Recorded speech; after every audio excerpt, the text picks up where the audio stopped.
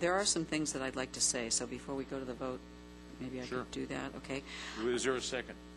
Yes. Second. All right. Councilmember Gabelich. First of all, I think that it's very important that we as a society remove the stigma that's attached to medical marijuana or marijuana with the medicinal attributes that it has proven to show is available. And I commend the VA for identifying that and really serving our guys that have those needs. I do agree also that we should be setting up an advisory board with patients, and I'd like to move that forward in the near future. I'm not familiar with the Pappas letter, but I will make sure that I get myself informed. And the thing that I think that is important for everybody to understand, and Lorianne, I'm going to ask you if you would to share what the dollar amount would be on of the business. This is a business license tax. Don't look at this as a tax on the medical marijuana that's to tax the consumer, but really for the business portion of it. But just say, I mean, the intention is not to pass it on, but we know that a lot of times, and whatever the situation is that the proprietor will try to pass on whatever those expenses are to the user of whatever the product may be.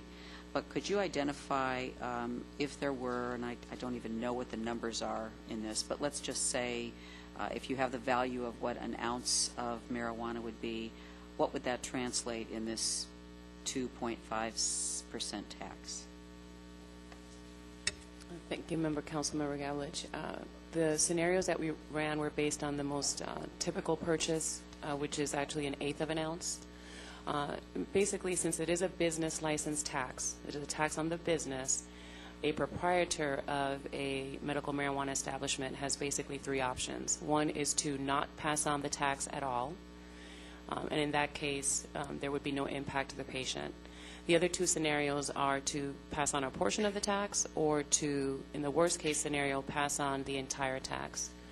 For an eighth of an ounce, which is the most typical amount purchased in a single purchase, an eighth of an ounce is currently, let's say, about $50. In some, it can range from $45 to $55, but let's say it's a $50 purchase for an eighth of an ounce. If half of the tax is passed on, that would be $1.25 per purchase per eighth of an ounce. In the worst case scenario, where the full tax is passed on, which is the 5% tax on a purchase of $50 for an eighth of an ounce, then the impact is $2.50.